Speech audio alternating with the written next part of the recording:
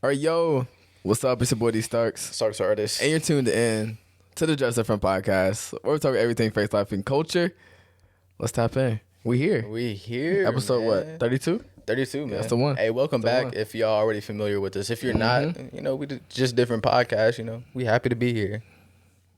Glad to be here. Ecstatic to be here. All that. Let's all get that. to But no, we're gonna get straight into it. We've been keeping y'all waiting already. It's been 24. You know what I'm saying? Is it 48?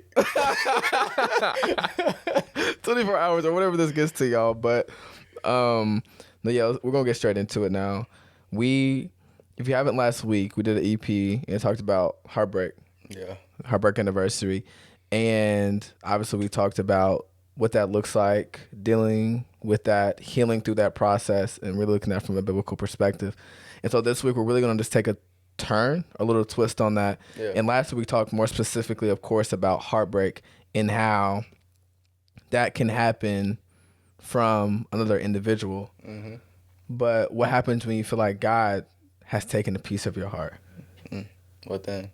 What happens when you feel like God may have been a part of your heartbreak?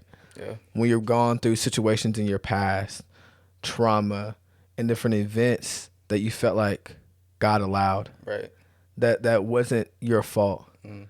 but still left you with all this baggage Yeah. to carry.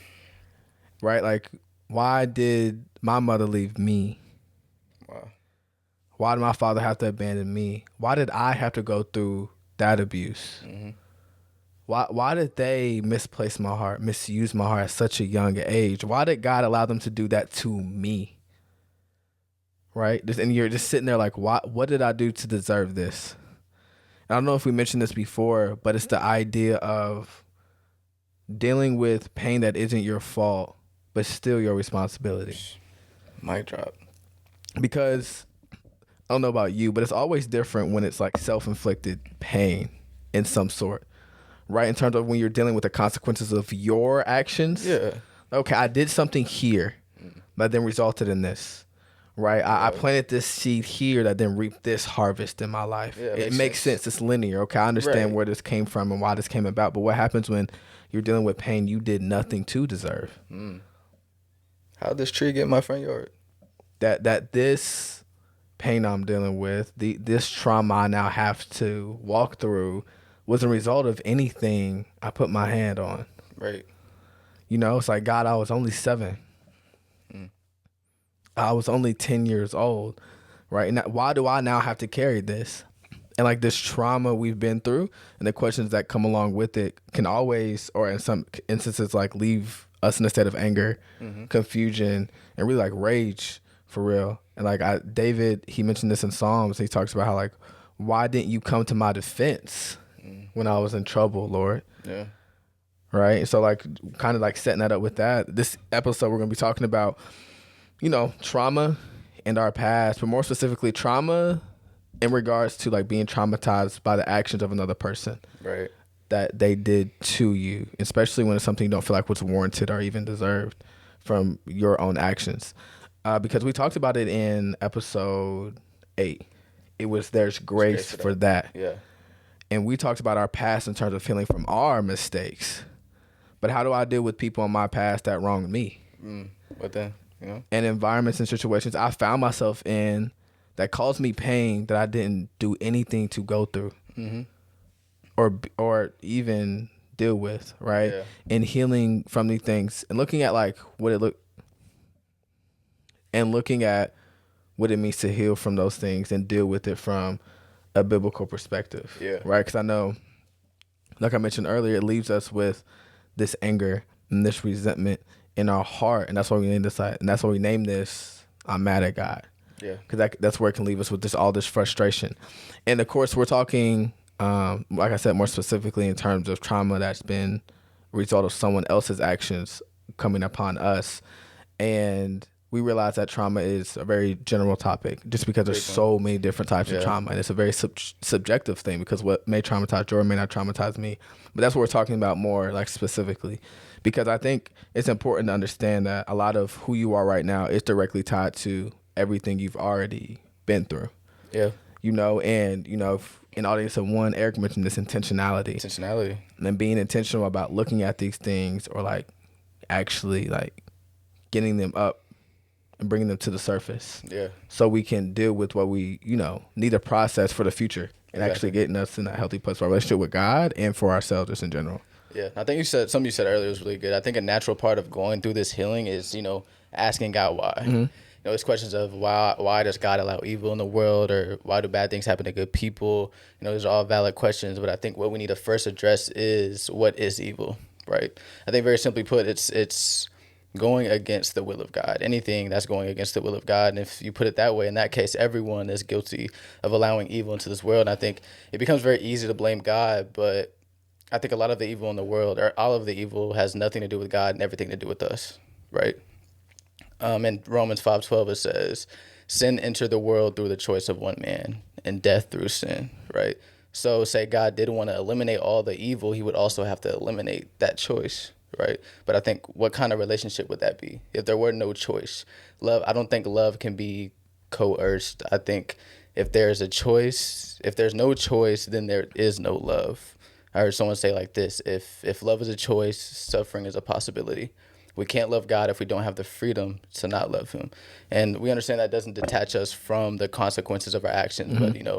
But that possibility is still there for us to choose good, but also evil. And I think when we're talking about, the whole good people, bad things, I feel like I got in the habit of comparing myself to other people. But I think obviously if you're doing that from a carnal eye view, you're going up to appear to be good. But God is judging us from his perspective. From his perspective, none of us are good, right? Because he's sort of matching us up to him and his son. In Mark 10:17-8, it says, as Jesus started on his way, a man ran up to him and fell on his knees before him. Good teacher, he asked, what must I do to inherit the eternal life? And then Jesus answers, why do you call me good? No one is good except God alone, right? Isaiah 64:6 also says, our righteousness is as filthy rags, right?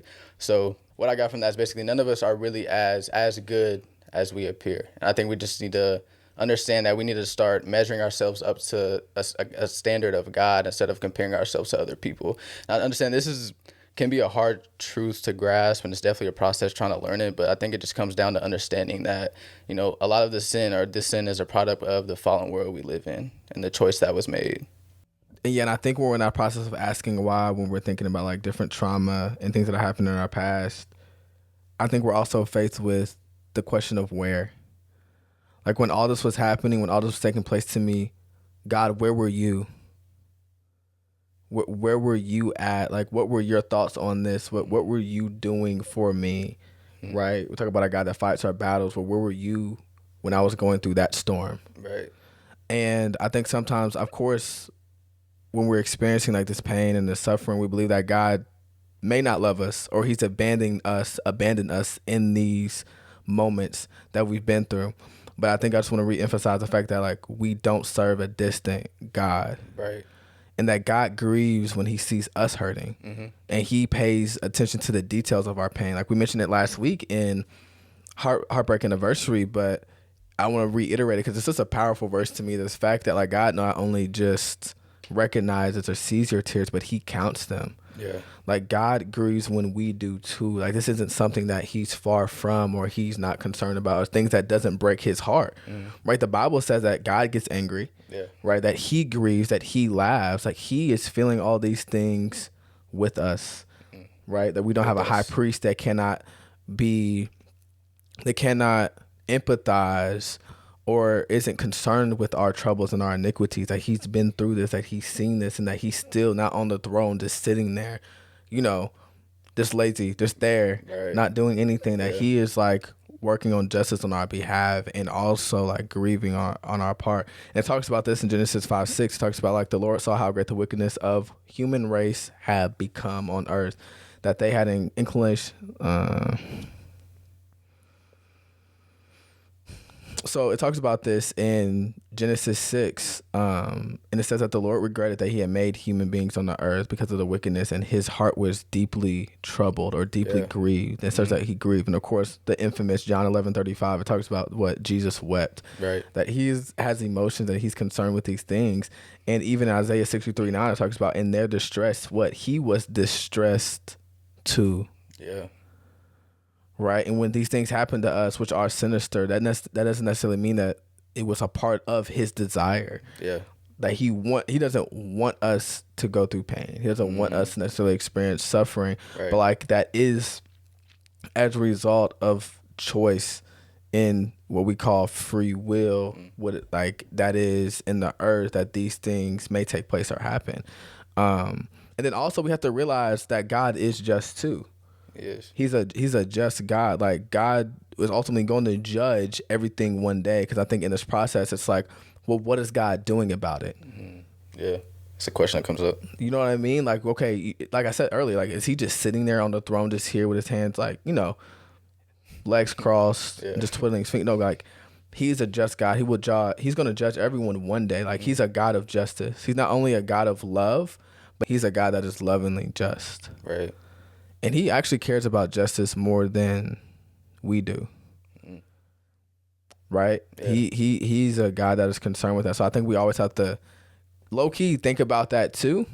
It also talks about this in Hebrews 9:27 that like everyone's appointed to die, of course, but also everyone's appointed to judgment. That is not something that anyone's going to escape. And like Jordan mentioned earlier, of course, a part of this free will is freedom to choose, but it doesn't eliminate from consequence. Yeah. And vengeance is ultimately the Lord's, and he's concerned with evil and making sure that it is judged righteously. Yeah. Right. So I think it's understanding that like God isn't distant from our pain, and he isn't distant from making sure that like repercussions are going to come from the evil that may have happened or come upon us. Right. And I think keeping all that in mind, the next thing I think is important is also not to blame yourself in terms of like, being a victim of these things, because like when we're asking God why, or like, where were you? And we don't necessarily find peace with those answers, it can turn into, well, maybe it was me. I must have not been good enough. I must have did something wrong. I should have done this better. You know what? Maybe I deserve this. I'm a bad person, and this is why it happened to me. But you can't focus on that, and you have to focus on what's true, not how you feel. Right. I think we mentioned it in cycles, like between the difference between what fact and truth. Exactly. And I think in this instance, sometimes you have to make sure like we're being very intentional about focusing on what's true and not always just allowing our feelings to dictate that for us. Because when you're in trauma, two things usually happen with your emotions. They're either like become disconnected or they become distorted. Yeah. So what that means is that in disconnected, like you suppress your emotions. Sometimes it gets swept under the rug and you just don't feel anything. You know what I mean? Like you go through something of that magnitude that's so hurting and so painful to your heart, to your emotions, to your mind. That's something that you just kind of like put to the side. Exactly. You just get numb, right? And then sometimes it gets distorted. And what that means is you start believing lies, right? And you start you being a victim, still blaming yourself. Right.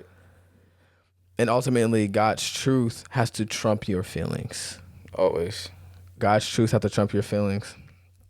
And when we're thinking about like blame, I was watching a few sermons and looking at something. There was something that he mentioned, and he said that you have to realize that the trauma is not your fault, the trauma is not your identity, and the trauma is not your future. Right? And there was a verse, it was 2 Corinthians 1:8-9, and it says that we think you ought to know, dear brothers and sisters, about the trouble we went through in the province of Asia. We were crushed and overwhelmed beyond our ability to endure, and we thought we were never going to live through it. What is that? That's trauma right there. Right. Crushed and overwhelmed beyond our ability to endure. We thought we weren't going to live through it. It's that, in fact, we expected to die. Right? It's like, dang, like I went through this abuse happened to me physically or emotionally, and that's bigger than what I've had the ability to even take on. And in fact, I thought I was going to die. I thought this was going to take me out emotionally, mentally. I thought I was literally, like, physically actually not going to be here anymore. But this is the rest of the verse. It talks about, but as a result, we stopped relying on ourselves and learned to rely only on God who raises the dead.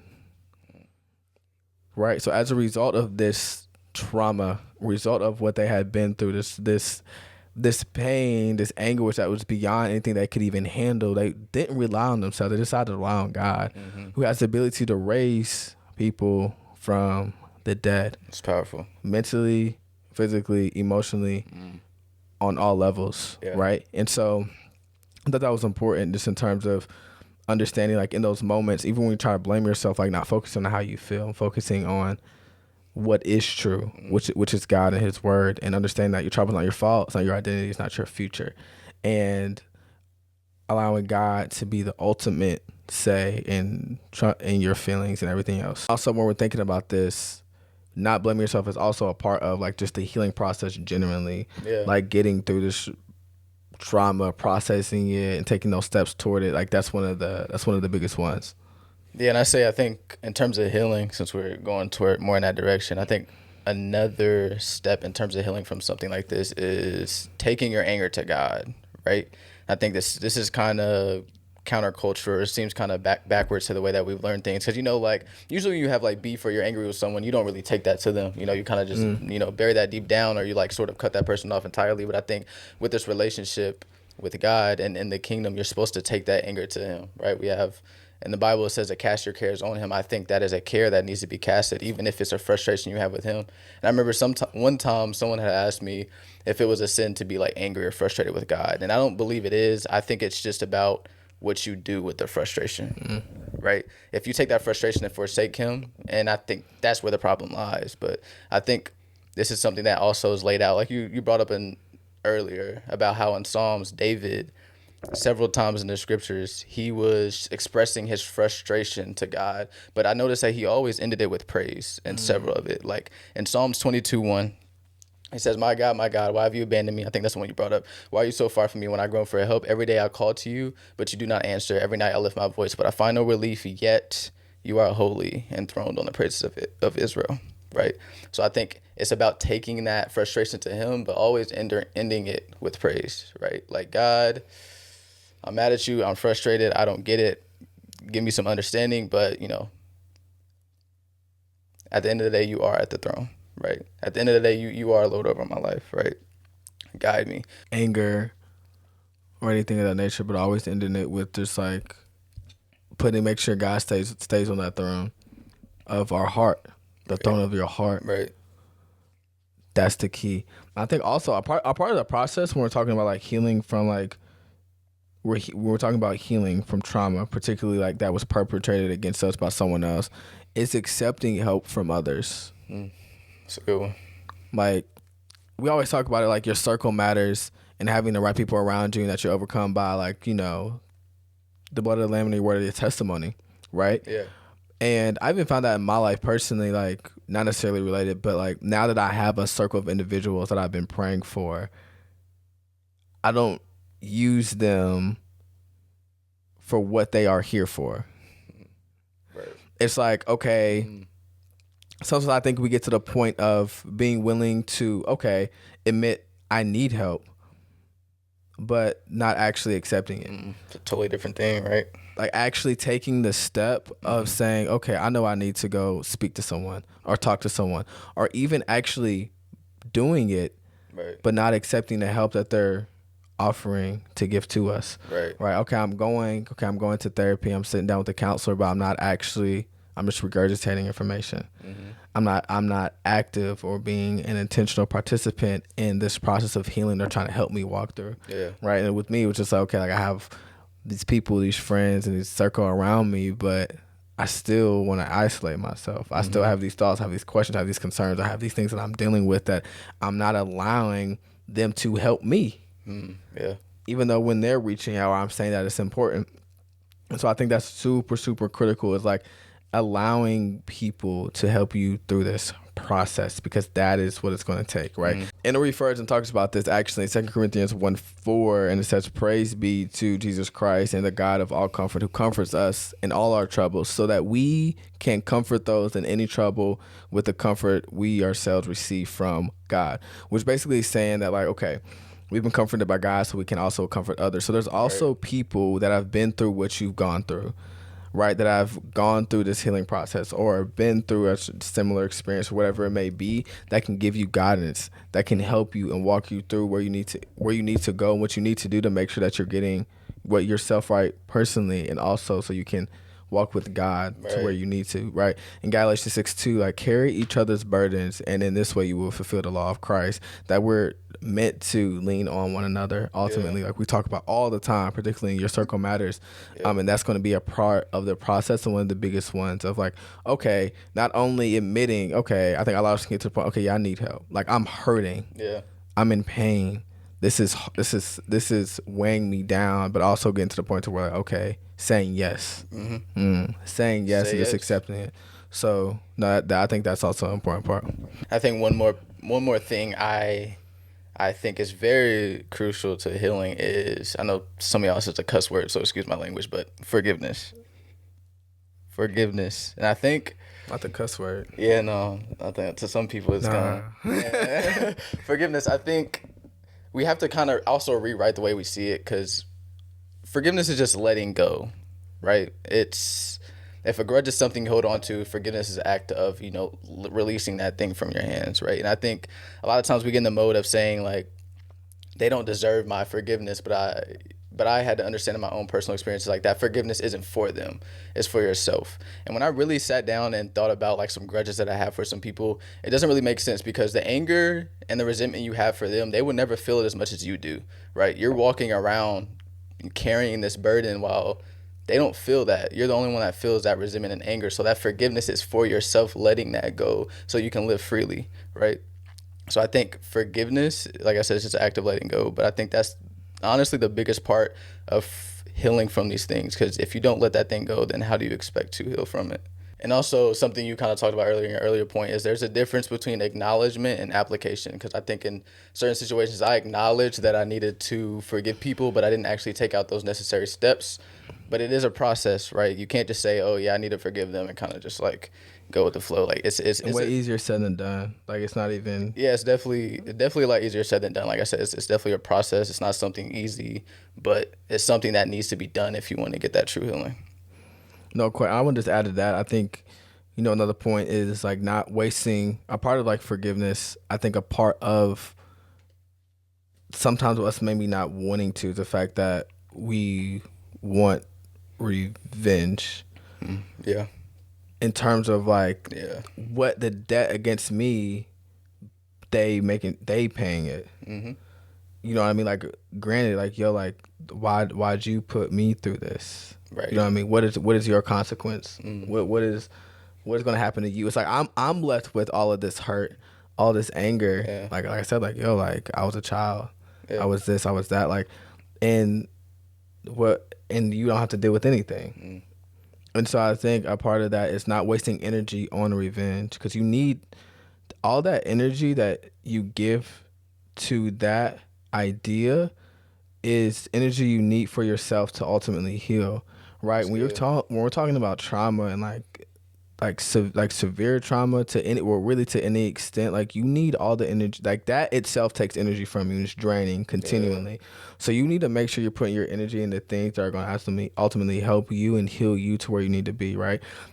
We always talk about, well, not us, but we've all heard the idea of, okay, do you want to just continue to stay, like, in bitterness, or ultimately get better? Because you Right. can't have both. There can't be a line to where you're still bitter of what happened and still ultimately getting better. Like, there has to be a decision that you make in that. And when you're holding on to hurt, you allow that person to continue to hurt you, even though it's already happened. It's already taken place. But when I'm holding on to that, it's a perpetual pain and a hurt I'm going to, the more I hold on to it, and it's a part of what I'm allowing to, like, keep in my back pocket, or in the back of my mind, right? So sometimes we seek revenge, and it comes down to, sometimes we seek revenge because we don't believe God will actually serve it for us, Say it.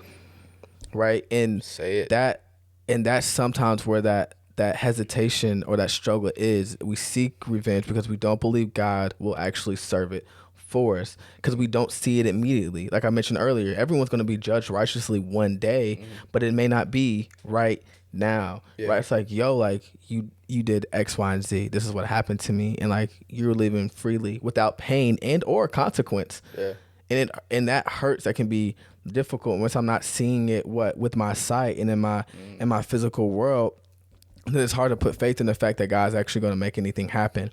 And so it comes down to believing him when he says that like vengeance is mine, right? And sometimes we're trying to step into positions that he said were only his role. Yeah. Right? Like it talks about It's this in tough. Romans 12:19. It says, "Do not take revenge, my dear friends, but leave room for God's wrath. For it is written, vengeance is mine, and I will repay, says the Lord." It says vengeance is his. Yeah. But we try to put ourselves in that seat, right? And that's one of the hardest things to do. Like that's not even easy because I be wanting to peace, like to peace. Hey, if we being honest, bro, I be wanting to Mike Tyson somebody, bro. You know what I mean? Or make them feel the way I do. Yeah. You feel what I'm saying? Like have them hurt the way I did when they violated me, Yeah. when they crossed that boundary, Mm-hmm. right? To do literally the unthinkable, the most sinister thing when I was 8. Yeah. I want them to, like, you know what I mean? I want them to feel it. Mm-hmm. And that's like in our natural proclivity, right? And like if I'm not, and a lot of it's just rage and we need to place it somewhere, you know what I mean? And sometimes we just place it and trying to get revenge instead of just giving it to God because he can handle all of it. Yeah. And so that's a part of it. Like, no, not wasting your energy on that and giving it to God and having faith, right? That he will perform what he said he will, and taking vengeance and that he is just. And we have to realize when it comes to forgiveness, obviously it's something that you have to learn to forgive. Yeah. You know, it's learned. And I think sometimes a lot of people's process of healing from trauma is disrupted or halted because people try to force them to forgive too soon. You know, like that's a process. That's something that's going to happen overnight, and you shouldn't be expected to have it all together overnight and just forgive somebody like it's that easy. And then along with that, when it comes to God being a God of revenge and justice, and that vengeance is ultimately his, we have to realize that God is one of restoration. Right. And we also have to making sure we're believing in that no matter what happened to us and or what took place, healing is possible. Right? Because I think we had a conversation about that not too long ago in terms of like, when do I know I'm actually healed? Can I ever get to the point where I am actually healed? Right. Complete healing. Like, what does that look like? What does that mean? Is that even possible? Right. And I think that we kind of came to a conclusion in the conversation of the fact that I don't know how much memories can be erased, but the emotions attached to it can be. That's fine. That this is a part of what took place to me, what happened to me, what they did to me, but I'm free. It's not a part of my identity, and it's not going with me to the future. Right. And I think it's important to understand that, like, yo, like, healing is possible. And realizing that, like, even the most like sinister things, the unthinkable, that, you know, of course, like, it's a part of my past, but I think it always comes back to, I think we mentioned this last week, and we've been talking about this a lot lately, but I think I'm really understanding the idea of this verse of Romans 8:28, that all things work for the good of those that love him. And I think a part of that is restoration. You know, like, you look at those things, like, how can that be good? Right. And those things are inherently not, that happen to you, but there can still be restoration and healing that comes from it. Exactly. That God makes it or you good, whole, healed, and whatever that looks like. And so, yeah, I wanted to mention that too, because I remember we talked about that with a few people a while ago. It was a good conversation. Yeah, for sure. You know, I think that's a good point that you made. I feel like personally, I kind of struggle with also what you were talking about, how like God can take something that's inherently bad and sort of turn it into a situation that can be good. And I feel like that's something that I used to juggle with a lot, just trying to wrap my mind around the way that God functioned and moved, not realizing that that's something that I didn't need to do, right? I think that's for me personally, that's where you know how we say, walk by faith and not by sight. I think that's something that kind of helped me when I really apply that to just stop. I had to stop trying so hard to wrap my mind around the way that God worked. Basically, in Ecclesiastes 3:11, it says, "He has made everything beautiful in its time. He has also set eternity in the human heart. Yet no one can fathom what God has done from beginning to end." Right? It says something similar also in Isaiah 55:8-9. My ways are higher than your ways. My thoughts are higher than your thoughts. So I personally just found peace understanding that like God moves how he moves because he sees what we don't and he acts accordingly, right?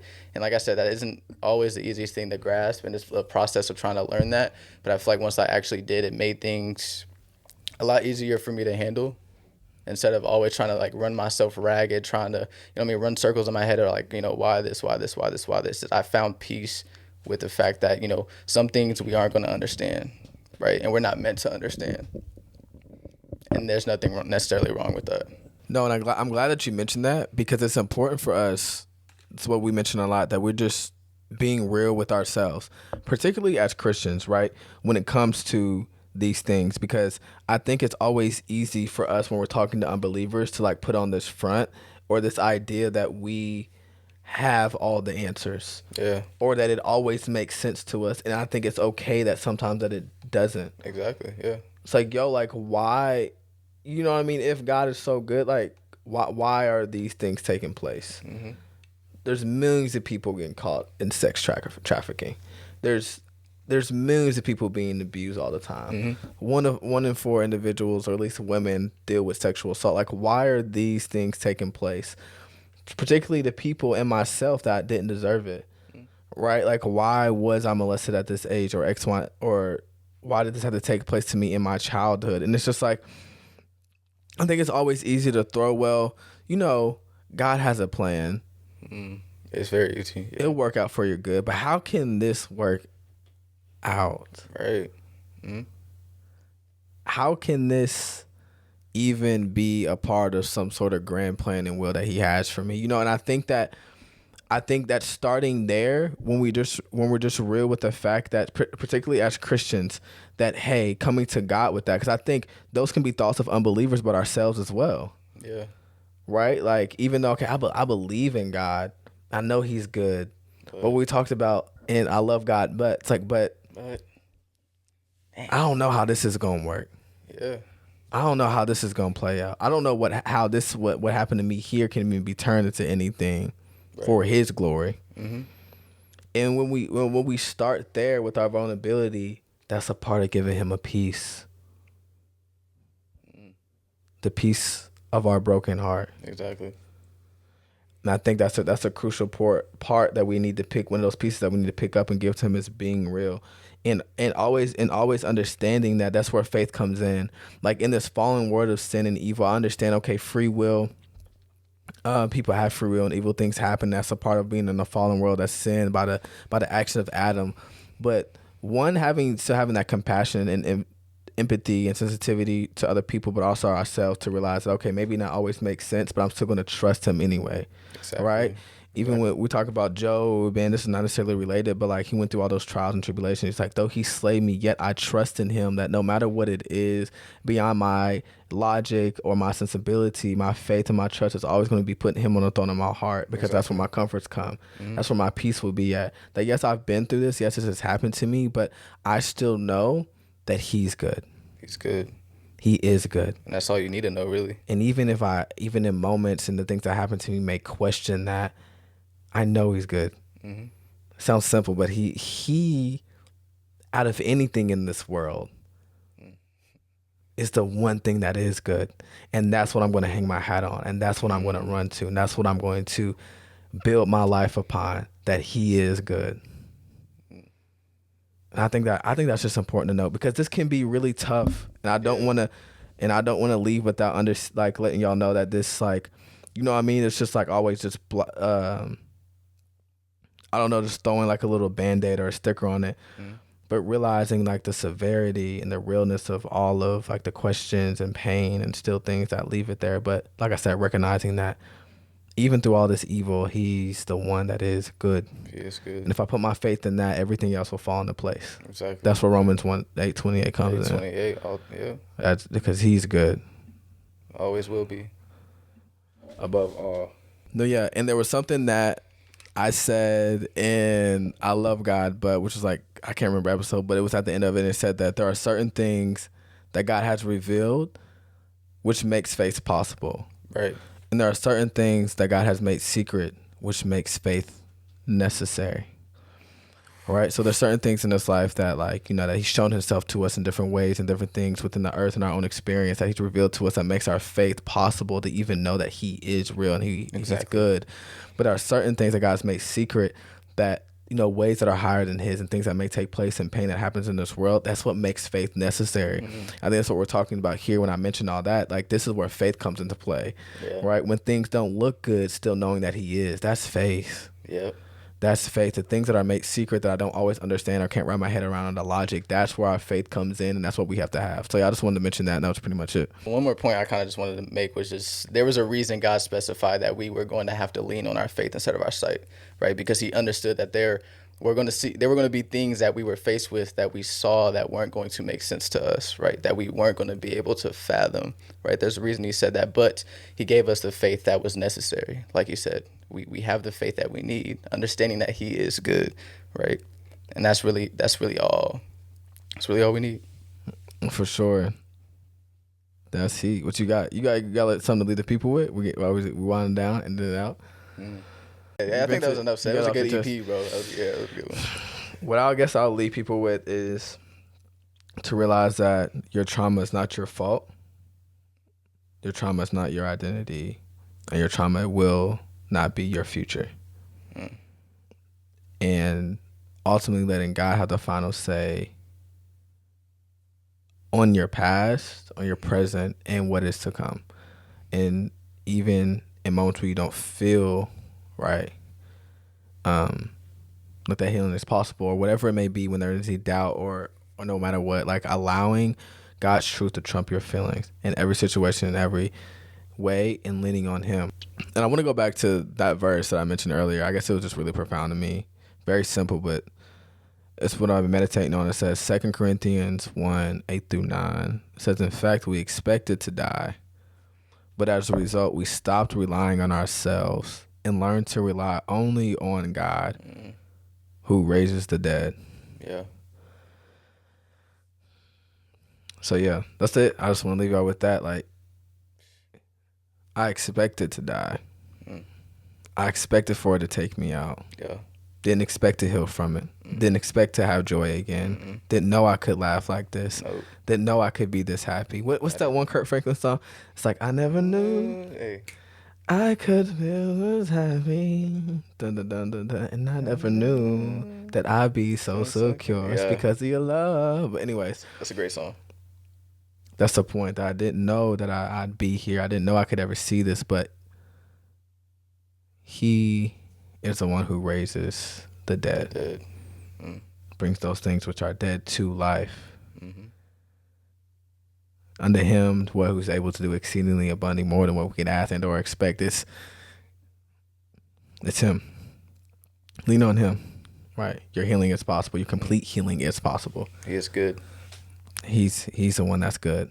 And all this evil and all these things that may have happened to you taking place, he's still good. Don't make me do a lap, bro. He's still good. Hey! Chill. So that's it. Yeah, I just want to show that he's still good. And yeah, that's pretty much it. Yeah. So y'all know what it is. Stay you. Stay real. And stay humble. We'll catch y'all next week. Much love.